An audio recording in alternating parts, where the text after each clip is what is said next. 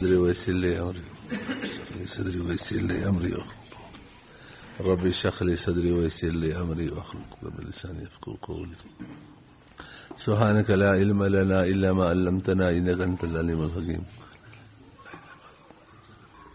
لا حول ولا قوة إلا بالله لا حول ولا قوة إلا بالله اللهم أرنا الحق حقا تکافل کے بارے میں تھوڑی سی بات۔ نمبر 1، چند باتیں۔ تکافل کمپنی کن بنیادوں پر بنائی جاتی ہے؟ 3 بنیادوں پر۔ کتنی بنیادوں پر؟ عرب میں، عجم میں، پوری دنیا میں تکافل کے نام پر جو کمپنی بنائی جاتی ہے تو ان 3 بنیادوں میں سے کسی ایک بنیاد پر بنی ہوگی۔ تو تکافل کی بنیادی کتنی ہے؟ 3۔ نمبر 1، التزام تبرع۔ کیا ہے؟ التزام تبرع۔ آپ لوگ اپنی زبان سے 5 مرتبہ کہو، التزام تبرع، التزام تبرع، التزام تبرع، التزام تبرع، التزام۔ نمبر 2، ہبۃ الثواب، ہبۃ الثواب ثا کے ساتھ، جس کا دوسرا نام ہے ہبہ بشرط العوض، ہبہ بشرط العوض، ہبہ بشرط العوض، تو اس کو ہبۃ الثواب کہتے ہیں۔ 5 مرتبہ کو ہبۃ الثواب، ہبۃ الثواب، ہبۃ الثواب، ہبۃ الثواب۔ اور تیسری بنیاد وقف۔ تیسری بنیاد کیا ہے؟ وقف۔ تیسری بنیاد بس۔ یہ 3 بنیادیں ہیں۔ تکافل پر جو کتابیں لکھی گئی ہیں پاکستان میں، انہوں نے لکھا ہے کہ عرب کے اندر جو تکافل کمپنیاں وجود میں آئی ہیں وہ ان پہلے 2 بنیادوں پر قائم ہیں، التزام تبرع اور ہبۃ الثواب پر۔ اچھا، التزام تبرع پر کمپنی کس طرح قائم ہوتی ہے؟ جو تکافل کمپنی سے تکافل کی پالیسی لینے والا ہے وہ نظر مانتے ہیں کمپنی کے لیے، اور کمپنی نظر مانتی ہے پالیسی لینے والے کے لیے۔ التزام مانا کسی چیز کو اپنے اوپر لازم کرنا، تبرع مانا احسان، اس کا دوسرا مانا ہے نظر۔ کیا مانا؟ نظر۔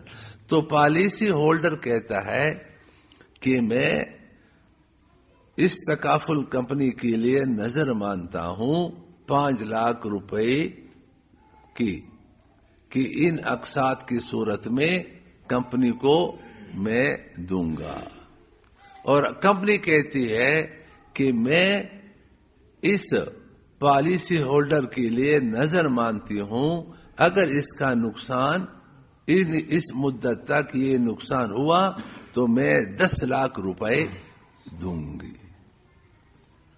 تو کمپنی نے بھی نظر مانی اور پالیسی ہولڈر نے بھی نظر مانی۔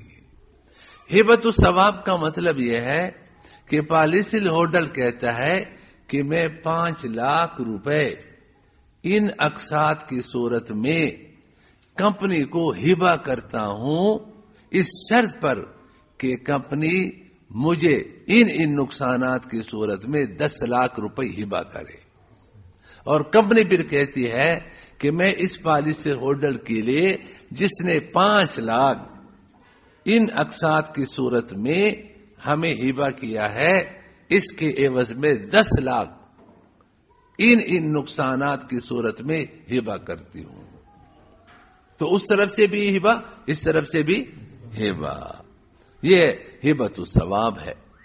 ہمارے پاکستان میں جو علماء تکافل کو صحیح اور جائز سمجھتے ہیں وہ فرماتے ہیں کہ ان 2 بنیادوں پر التزام تبرع اور ہبۃ الثواب، ان دو بنیادوں پر تکافل کمپنی بنانا شرعاً جائز نہیں ہے۔ یہ دونوں بنیادیں غلط ہیں، یہ دونوں بنیادیں غلط۔ اس لیے پاکستان میں جہاں بھی ہم تکافل پر بات کرتے ہیں تو تیسری بنیاد جس کا نام وقف ہے، جس کا نام کیا ہے؟ اور پاکستان والے اسی بنیاد پر تکافل کمپنی بناتے ہیں۔ پاک قطر تکافل، داؤد تکافل اور حمایہ تکافل، جتنے بھی تکافل کی کمپنیاں پاکستان میں ہیں تو وہ وقف کی بنیاد پر بنائی گئی ہیں۔ پہلے دو بنیادوں پر یہ فرماتے کہ جائز نہیں ہے۔ ہم نے اس کی تفصیل لکھی ہے کہ کیوں جائز نہیں ہے، تو ہماری کتاب ہے یہ مروجہ تکافل اور شرعی وقف، اس میں ہم نے تفصیل سے لکھا ہے کہ یہ ناجائز ہے۔ مدینہ منورہ میں بھی اللہ پاک نے موقع دیا ان مسائل کے پڑھانے کا، تو وہاں چونکہ اس کی ضرورت ہے تو وہاں تو اس پر بحث ہوتی ہے کہ التزام تبرع ناجائز کیوں ہے، ہبۃ الثواب ناجائز کیوں ہے۔ آپ لوگ بعد میں خود دیکھ لیں۔ تیسری بنیاد کیا ہے؟ وقف۔ وقف کی بنیاد پر تکافل کمپنی کس طرح بنتی ہے؟ ان حضرات نے لکھا ہے کہ مثلا 10 افراد ہیں، انہوں نے ارادہ کیا کہ آئیے ہم تکافل کمپنی بناتے ہیں۔ مولانا 1 2 3 4 5 6 7 8 9 10، یہ 10 افراد ہیں۔ آپ لوگوں نے کہا کہ آئیے تکافل کمپنی بناتے ہیں، ہر ایک 10-10 لاکھ روپے وقف کرے۔ تو 10 آدمیوں نے جب 10-10 لاکھ روپے وقف کیے تو کتنے ہو گئے؟ 1 کروڑ۔ تو 1 کروڑ یہ وقف ہو گئے۔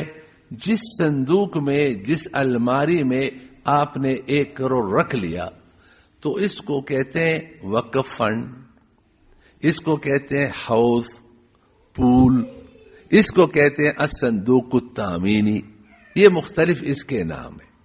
یہ 1 کروڑ وقف کی فرماتے ہیں کہ اب 1 کروڑ وقف الگ ہے۔ آپ لوگوں نے مثلا کربلا تکافل کمپنی، اس کا نام کیا ہو؟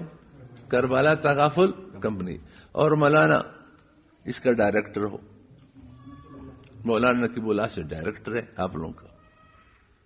یہ کہہ رہے ہیں کہ ہماری کمپنی الگ ہے اور یہ وقف فنڈ الگ ہے۔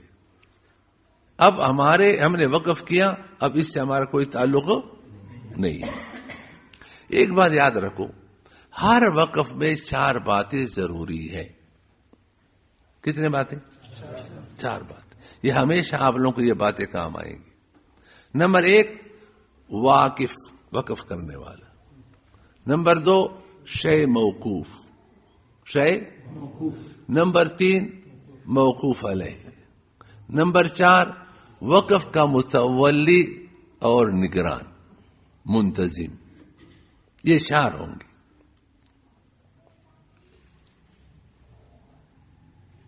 مولانا نقیب اللہ سے یہ جو جگہ ہے یہ کسی نے وقف کیا ہوگا نا؟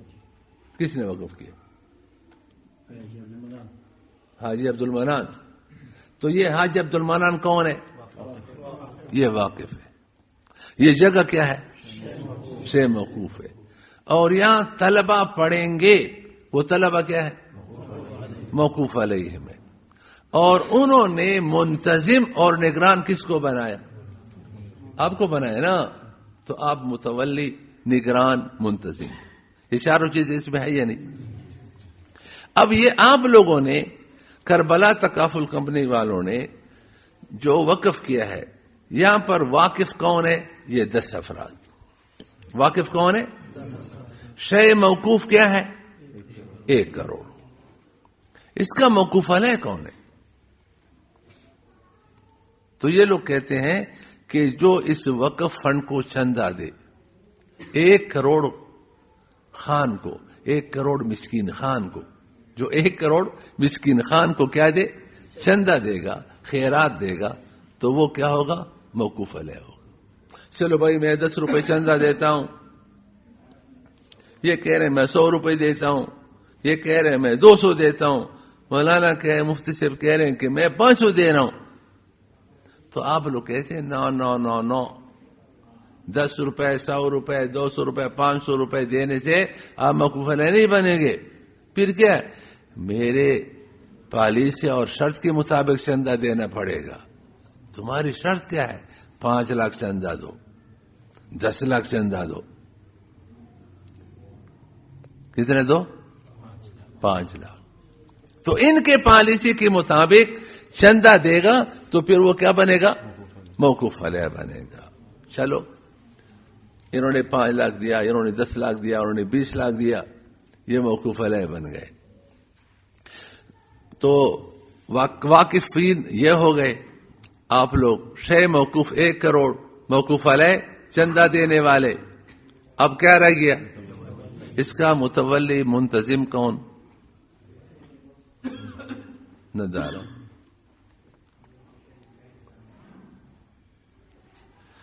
بھائی تم لوگ واقفین ہو، اس کے لیے کوئی متولی مقرر کرو، منتظم مقرر کرو. یہ کہہ رہے ہیں کہ اگر ہم منتظم مقرر کریں گے تو پھر اس وقف سے جو ہمارا مقصد ہے وہ حاصل نہیں ہوگا.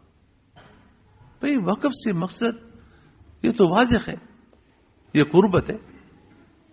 مفتی صاحب وقف کیا ہے؟ قربت ہے، عبادت ہے، ثواب ہے. اللہ تعالیٰ تم کو اجر دے گا. بھائی صدقہ جاری ہے. یہ کہہ رہے ہیں کہ ہمارے نیت ثواب تھوڑی ہے، ہم نے تو ان چندوں کو کھانا ہے. کس کو کھانا ہے؟ یہ جو چندے موقوف علیہ دے رہے ہیں، ان چندوں کو کھانے کے لیے ہم نے یہ پیسے وقف کیے. شاباش، اپنے پیٹ پالنے کے لیے کیا. اس لیے کہتے ہیں اگر ہم کسی کو متولی بنائیں گے، کس کا متولی مولانا مفتی عثمان صاحب ہے، تو پھر تو ہمارے سے کوئی تعلق ہی نہیں ہے، ہمیں کچھ نہیں ملے گا. اس لیے اس وقف کا متولی نہیں. فرماتے ہیں کہ اس کے 3 ماڈل ہیں. کتنے ماڈل ہیں؟ 3 ماڈل ہیں. اب آپ لوگ علماء ہیں، آپ نے قدوری میں، کنز میں، شرکایہ میں، ہدایہ میں وقف پڑھا ہے. کبھی وقف کے ماڈل پڑھیں؟ کبھی پڑھیں مولانا کہ وقف کے اتنے ماڈل ہیں؟ آپ نے کتابوں میں واقف پڑھا ہوگا، 6 موقوف پڑھا ہوگا، آپ نے موقوف علیہ پڑھا ہوگا، آپ نے وقف کا نگران متولی پڑھا ہوگا، لیکن آپ نے کبھی ماڈل نہیں پڑھے ہوں گے. تو ماڈل اس لیے نکالے کیا کہ ان کا مقصد پورا ہو. اس کے 3، جیسے ایک تالاب ہو، اس میں پانی ہو. اب اگر اس میں آپ 3 پیپ لگا دیں، کتنے لگا دیں؟ تو ان پیپوں کے ذریعے سے اس حوض اور تالاب سے پانی جائے گا. تو یہ 3 ماڈل، 3 پیپ. ایک ماڈل کا نام ہے وکالہ ماڈل. کیا نام ہے؟ وکالہ ماڈل. 5 مرتبہ کہو وکالہ ماڈل. وکالہ. نمبر 2 مزاربہ ماڈل. مزاربہ ماڈل، مزاربہ ماڈل، مزاربہ. نمبر 3 وکالہ جمع مزاربہ ماڈل. وکالہ جمع مزاربہ وکالہ. وکالہ ماڈل کا مطلب یہ ہے کہ یہ وقف فنڈ موکل ہے. فرمائیے شخص مانوی، شخص قانونی ہے، یہ موکل ہے.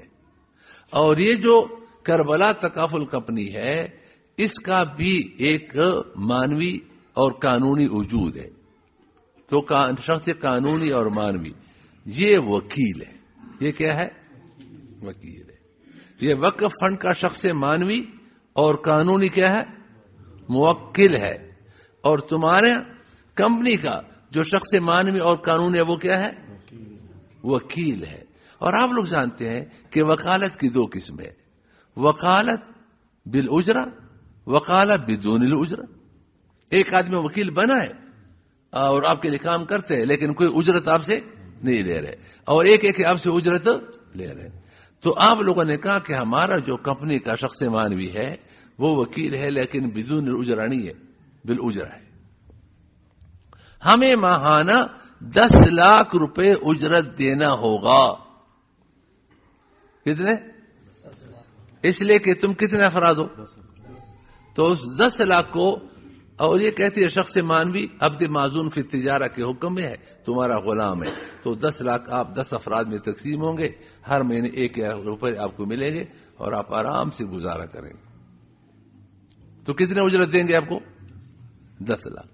تو یہ وکالہ ماڈل میں کیا ہے کہ یہ وکالہ بالاجرہ ہے، وکالہ یہ موکل ہے اور اس نے آپ کے کمپنی کے شخص مانوی اور قانونی کو وکیل بالاجرہ بنایا ہے، ہر مہینے 10 لاکھ روپے۔ اب یہ 1 کروڑ جو وقف فنڈ ہے، کہتے یہ تو ہمیشہ کے لیے باقی رہے گا، آپ کو یہ 10 لاکھ روپے کہاں سے دیں گے؟ کہاں سے دیں گے؟ جو چندہ اس کے پاس جمع ہوگا وہ آپ کو دے رہے، آپ لوگ ہر مہینے اجرت، اس کو کہتے ہیں وکالہ ماڈل۔ مزاربہ ماڈل یہ ہے کہ اس شخص مانوی اور قانونی کے پاس وقف فنڈ کے پاس کیا آ گیا؟ موبائل فون بند رکھے، علمی مجلس میں کوشش کرو کہ بیٹھتے ہی موبائل فون بند۔ تو آپ کے پاس جو چندے اس کے پاس آئے 1 کروڑ کے پاس، تو اس نے آپ کے شخص مانوی سے کہا کہ میرے پاس اتنے لاکھ اتنے کروڑ روپے آئے ہوئے ہیں چندے کے مد میں، تو میں چاہتا ہوں کہ آپ اس میں کاروبار کریں۔ تو یہ ہوگا رب المال، اور جو تکافل کمپنی کا شخص مانوی ہے وہ کیا ہو جائے گا؟ مزارب۔ کیا ہو جائے گا؟ فرماتے ہیں کہ جب صرف مزاربہ ماڈل ہو تو اس میں پھر مزارب نفع میں حصہ زیادہ لیتا ہے، جیسے 60%، 70% مزارب کا حصہ ہے اور 40% یا 30% رب المال کا ہے۔ بات سمجھ میں آ گئی؟ تیسرا ماڈل کیا ہے؟ وکالہ جمع مزاربہ، یعنی آپ کربلا تکافل کمپنی کا شخص مانوی اور قانونی یہ وکیل بھی ہے اور وکالت کی وجہ سے اجرت اس کو مل رہی ہے، اور یہ مزارب بھی ہے۔ کیا ہے؟ مزارب بھی ہے، تو مزارب کی وجہ سے اس کو نفع میں حصہ ملے گا۔ فرماتے ہیں کہ جب وکیل بھی ہو مزارب بھی ہو تو پھر اس میں نفع میں تھوڑا سا حصہ کم اس کو ملتا ہے، جیسے 40%، 50%۔ فرماتے ہیں کہ جہاں وکالہ اور مزاربہ دونوں اکٹھے ہو جائیں اس وقت اگر نفع ہوا تو پھر تو تقسیم ہوگا، نفع نہیں ہوا تو نہ مزارب کو کچھ ملے گا نہ رب المال کو ملے گا۔ البتہ جو وکالہ فیس ہے وہ ہر صورت میں اس کو ملے گا۔ وکالہ فیس کیا ہے؟ ہر صورت میں ملے گا۔ وکالہ فیس اس کو نہیں چھوڑ سکتے، اس کو ملے گا۔ یہ کتنے ماڈل ہو گئے؟ 3۔ لکھا ہے کہ اب تک جو تکافل کمپنی ہے یہ پہلے ماڈل پر چل رہی ہے، یعنی وکالہ فیس پر چل رہی ہے۔ بات سمجھ میں آ گئی؟ تو انہوں نے اس کا متولی وغیرہ کچھ نہیں بنایا، اس لیے نہیں بنایا کہ اس نے ماڈل بنائے ہیں اور اس ماڈل کے ذریعے سے چندوں کو کائیں گے۔ بہرحال یہ اپنے اشکال کی بات ہے، لیکن آگے ایک بات اب آپ لوگوں کو میں بتاتا ہوں، وہ آپ لوگوں کو ہر جگہ ضرورت ہوگی۔ انہوں نے ایک بات لکھی ہے کہ تکافل کمپنی کے لیے 4 باتیں ضروری ہیں، 4 شرطیں ضروری ہیں۔ اگر 4 شرطوں میں سے کوئی ایک شرط نہیں ہے تو پھر تکافل کمپنی نہیں چلے گی۔ کتنے شرطیں ضروری ہیں؟ 4 شرطیں۔ نمبر 1، چندہ دینے والوں کا چندہ کسی شرط کے ساتھ مشروط نہ ہو۔ جیسے دینی مدرسہ کو کوئی چندہ دیتا ہے تو اس میں یہ شرط نہیں ہوتی کہ میں نے آج چندہ دیا، کل اگر میرا نقصان ہوا تو آپ نے مجھے اس کے بدلے میں دگنا دینا ہے، ایسا کوئی نہیں کہتا، بس چندہ دیا اور چلا گیا۔ اسی طرح تکافل فنڈ کو جو چندہ دینے والے ہیں وہ چندہ دے، کسی شرط کے ساتھ مشروط نہ ہو۔ نمبر 2، نقصان کی صورت میں تکافل فنڈ جو نقصان کا تدارک کرتا ہے وہ بھی کسی سابقہ عقد کی وجہ سے نہ ہو بلکہ عطائے مستقل ہو، عطائے مستقل ہو۔ اور نمبر تین تیسری شرط یہ ہے کہ چندہ دینے والوں کی ملک سے نکل جائے، چندہ دینے والوں کی ملک سے نکل جائے۔ اور نمبر 4 وقف فنڈ کے ملک میں داخل ہو جائے، وقف فنڈ کے ملک میں کیا ہو جائے؟ اس لیے کہ خروج الشیء لا الی الملک یہ درست نہیں ہے۔ ایسا نہیں ہو سکتا کہ ایک چیز آپ کی ملک سے نکل جائے اور کسی کے ملک میں داخل نہ ہو۔ اب دیکھو یہ موبائل ہے، میں نے سے کہا بھائی یہ آپ کو ہدیہ تحفہ، لیکن کہتے نہ میں نہیں لے رہا۔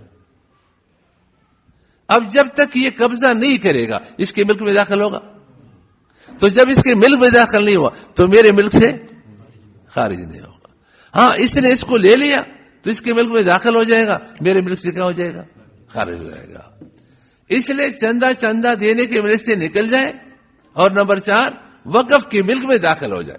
اس لیے کہ جب تک اس ملک میں داخل نہیں ہوگا تو چندہ دینے والوں کے ملک سے نکلے گا بھی نہیں ہے۔ اور اس کے لیے ہم کو وقف فنڈ میں 2 صفات ماننے پڑیں گے۔ کتنی صفات؟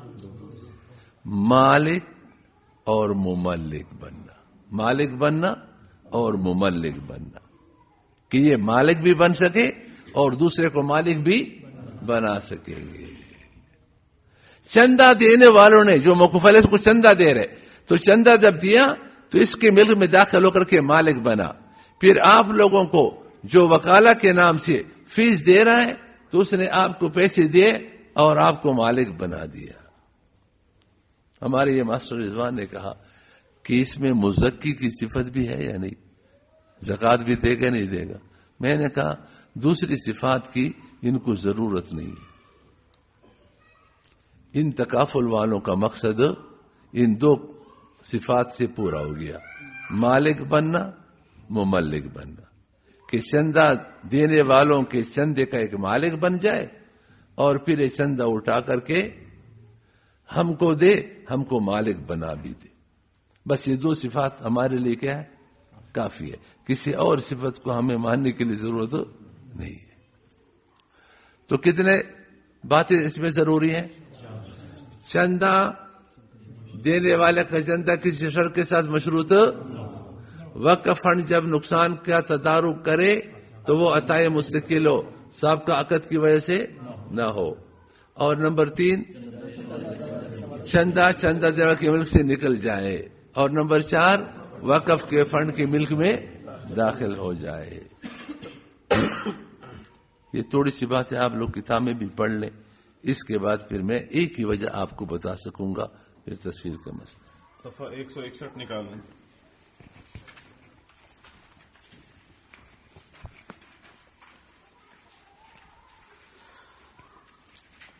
صفحہ 161 پر عنوان ہے مروجہ تکافل اور شرعی وقف، راجح بنیاد کا تفصیلی جائزہ اور عدم جواز کی وجوہ۔ راجح بنیاد یعنی وقف کی صورت میں تکافل کے عدم جواز۔ راجح بنیاد آپ کو میں نے زبانی بتایا کہ وقف کی کتنی بنیادیں ہیں؟ 3، التزام تبرع اور وقف۔ چونکہ پاکستان کے علماء نے راجح بنیاد کس کو بنایا؟ وقف کو بنایا۔ اب آپ کو سمجھ میں آ گئی ہے۔ راجح بنیاد یعنی وقف کی صورت میں تکافل کے عدم جواز کی تفصیلی 18 وجوہ ہیں جو ہماری کتاب مروجہ تکافل اور شرعی وقف میں ملاحظہ کی جا سکتی ہیں۔ یہ کتاب بیچنے کا کتنا اچھا طریقہ ہے کہ چھوٹی کتاب میں بڑی کتابوں کا حوالہ دو، ٹھیک ہے؟ یہ کتاب بیچ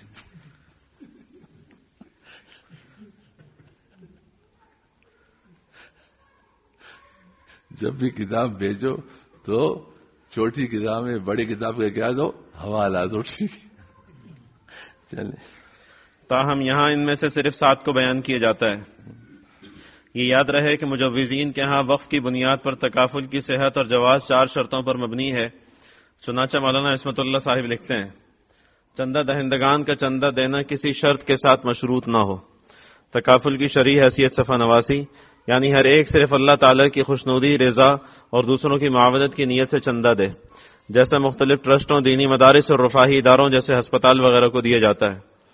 نمبر 2، پول کا کوریج مستقل عطیہ کی حیثیت سے ہو، یعنی وہ کسی سابقہ عقد کا نتیجہ نہ ہو.